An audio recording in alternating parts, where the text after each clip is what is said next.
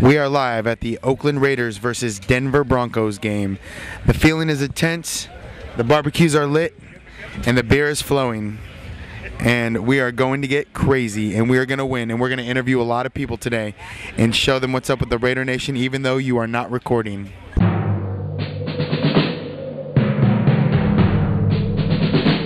The autumn wind is a pirate, blustering in from sea. With a rollicking song he sweeps along, swaggering boisterously.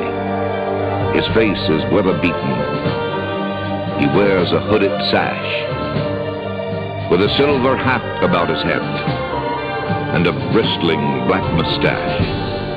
He growls as he storms the country, a villain big and bold. And the trees all shake and quiver and quake as he robs them of their gold. The autumn wind is a raider, pillaging just for fun. He'll knock you round and upside down and laugh when he's conquered and won. Welcome to AccesSports. Here we are again. Week 3 NFL just passed. We had some really good games from this past weekend. Raider-Bronco game, not so much. Not so great. However, we're going to get into some of the great games from this weekend. We have a couple of nail-biters. Get into fantasy football and some of our pigskin predictions. First off, we're going to go over some NFL news. NFL news to start off. We got Mike Vick back in action for the first time since 2006. He didn't do a lot. He was in for about 11 plays. He went 0 for 2. He rushed for 7 yards, and he mostly handed off the ball to Buckhalter. So I think he got him in there. He looked pretty poised. He looked like he definitely, you can tell when he stepped in that he's missed it. And I don't know what they're going to do kind of pursuing now, because now that they actually released Jeff Garcia, I don't know if they want to make him the number 2 over Cobb, because he's doing a really good job. Well, Jeff Garcia, I mean, he wants to go somewhere and he wants to play. Eagles do not give him that opportunity. You got McNabb, who's going to be coming back pretty soon. Kevin Kolb, who's doing an excellent job. Doing an excellent job. Michael Vick, who they want to see they can use in their Wildcat. They have a lot of options. So Jeff Garcia is not going to get the starting role he wants in Philadelphia. Not at all. I'm sure he asked for his release just like he asked from the Raiders. So basically, we have some other news in the NFL. I mean, definitely Chad Pennington. The Dolphins had an accurate quarterback get hurt. Not a good way to start. I mean, after 0-3, not a good way to start. And to top it all off, who they picked up is Yancey Thigpen, from the Chiefs. Yeah. I mean, come on. What is he going to do? He was horrible last year. And they gave up a draft pick for him too. It was undisclosed, but that is horrible. I bet you they would have. They probably should have waited and found out about Jeff Garcia first, because that might have been a good pickup for him. Or they waited just a little bit longer. Maybe they found out about Jamarcus Russell. All right, so what else we got as far as injuries? Dwight Freeney is out with an injured quad. He was 4th in the NFL in sacks before. He's going to be replaced by Keontae Dawson. He's going to be the replacement. He started 14 games last year, opposite of Freeney, and had no sacks. So he did sack Kurt Warner on a Sunday night. So I don't know how that's going to affect the Colts right now. They're doing pretty well. The Colts really don't have, besides Bob Sanders, really that many playmakers on their defense. I mean, they don't. Dwight Freeney with his signature spin move and getting after the quarterback. I don't know. I mean, hey, it could be like a Justin Tuck situation. Where what's his name retired. Strahan. Yeah, Michael Strahan. He retired. Justin Tuck. He did, fairly well at the end of the season, but blew up. I mean. Yeah, you never know. I mean, he's a 7th round pick. I'm sorry. Yeah, he was a 7th round pick in 2007. So this might be one of those diamond in the roughs. Plus, they said Dwight Freeney. If you look at his past injuries, he's healed pretty fast. Well, who else has been had a lot of injuries, and I'm glad to say this. 49er fans, Frank Gore out 3 weeks. I know. You hate to see an injury, but.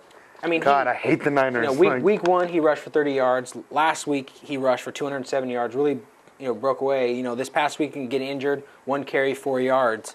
The good news is that he's only going to be out 3 weeks. They got the Falcons, and then they got the Rams. And they got the Rams and the Falcons. Rams, then Falcons, then a bye week. Yeah. So they'll be good.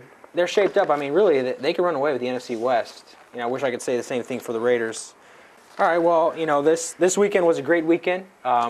Some 3-0 teams emerged. Some 0-3 teams definitely found themselves losing again. We have some surprise. I mean, are you surprised with any of these 0-3 teams, 3-0 teams? Before we get into it, I'm surprised, but I'm not surprised. is the Detroit Lions finally winning a game. Oh, wow. You know, They haven't won a game since 2007. We both picked the Washington Redskins to really just run all over them. You said Clinton Portis was going to have a breakout game. And you know, I mean, I don't know what's going on, if it's their offensive line, because it looks like Jason Campbell's doing all right. But, man, you know, I was really surprised. I still can't believe they won a game. Yeah, I mean, basically with the 3-0 teams, I'm mostly surprised about the Jets. I mean, the Jets, a new coach, they have a rookie quarterback. I mean, Mark Sanchez is really, you know, he's not passing like Drew Brees, you know, but he is limiting his errors, making key throws, making key decisions, and their defense. I mean, you're looking at their defense. I mean, their defense is in the top 10 in both passing and rushing. It's Rex Ryan, you know, he goes right in there and he brings that deep, you know, what he did over in Baltimore. And, yeah, they look really good. Yeah, I mean, but, you know, their defense, Rex Ryan, everyone known he was going to bring a great defense over. But it's Mark Sanchez, really, who's coming through, you know, throwing 60% of his passes, you know, with the 87.7 passer rating, the first rookie to go 3-0. Yeah, you know, I think what you really got to look at is, with Mark Sanchez, is he's really solidifying why he was the 4th pick. So, I mean, give it up to the guy. He's from USC. He's from Pete Carroll, pro-style offense. So I think a lot of people doubted him. He'd only started 16 games in college, but he's showing he's the real deal. And he's also got some good coaching and good talent. Who are you surprised about? I'm going to take Indy. And I know that's a surprise to a lot of people, but Indianapolis, if you look at them, new offensive coordinator, new defensive coordinator, new head coach. They lost Marvin Harrison. They lost Anthony Gonzalez. You know, he's out, and to be 3-0. But who do they still have? They have Peyton Manning, Reggie Wayne, and Joseph Adai. Joseph Adai, who hasn't been really, you know, really been that great. They're kind of, you know, they were the worst team in the NFL in rushing the ball last year. And, you know, they picked up Donald Brown. He hasn't really done anything. But, man, Reggie Wayne, that guy's unbelievable. Oh, yeah. And, of course, you got Dallas Clark and a strong offensive line. So, I mean, what can you say? Well, you know, Indy is doing really well. You know, just like Tom Brady, you know, both of their teams really don't have a lot of players, offense and defense, yet they're making it happen. You know, one team that I am surprised that's not 3-0 but 0-3 are the Titans. And the Titans had the best record last year, had home field advantage almost throughout the whole playoffs. You know, right now the rush defense is right now second in the league, only allowing 60 yards a game, but their pass defense is what has killed them. Yeah. I mean, they've let the Texans throw all over them. You know, you expected Jeff Fisher to really go into New York and I didn't. I just didn't see, you know, a guy like that has a tenure like he does to go in and start the season 0-3. It still blows my mind. And they're not even the only ones. We have 2 other teams, the Miami Dolphins, who won their division last year. The Titans won their division. And you have Carolina, who won their division last year, all 0-3. So, I mean, what do you think about that? Oh, Carolina starting the season 0-3. You know, Carolina, I mean, you know, Jake Delhomme is, aside from this year they went to the Super Bowl, he really hasn't done anything spectacular. He's a turnover machine. Oh, I mean, and, you know, like we said last week, I mean, you know, a lot of people are making fun of him. You know, his name meaning interception. I mean, he really just can't do anything. I mean, against even the Cowboys last night. He can't catch a break, and, you know, he's got good receivers in Steve Smith and Musha Muhammad. I don't know what's up with the guy. You could tell he's frustrated too. He's not one of those quarterbacks that throws an interception and is going to sit there and kind of walk off the field nonchalantly. He's getting upset. I mean, when he threw that pick 6 yesterday, I mean, I don't even know what to say. I'm surprised on all. I mean, we're definitely seeing. I mean, another team that I'm surprised about, you know, is the Vikings. I mean, the Vikings, with, you know, acquiring Brett Favre, him coming into camp late. I mean, they're 3-0. I mean, win's a win. But if you look at last week, you know, against the 49ers, you know, they win 27-24, winning with 6 seconds left in the game. I mean, to start off the game, you have Favre coming out firing, hitting Simeon Rice for a touchdown. You have Sean Hill, you know, catching up with Vernon Davis, who's been quiet the 3 years he's been in the league. You know, I mean, really, the Niners went into the half leading 17-13.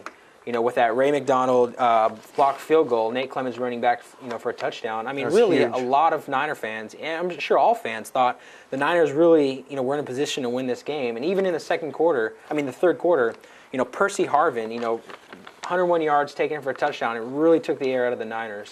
It did, you know, and just to kind of piggyback on what you're saying is, they had a chance to win the game twice. You know, if they would have completed that first down in the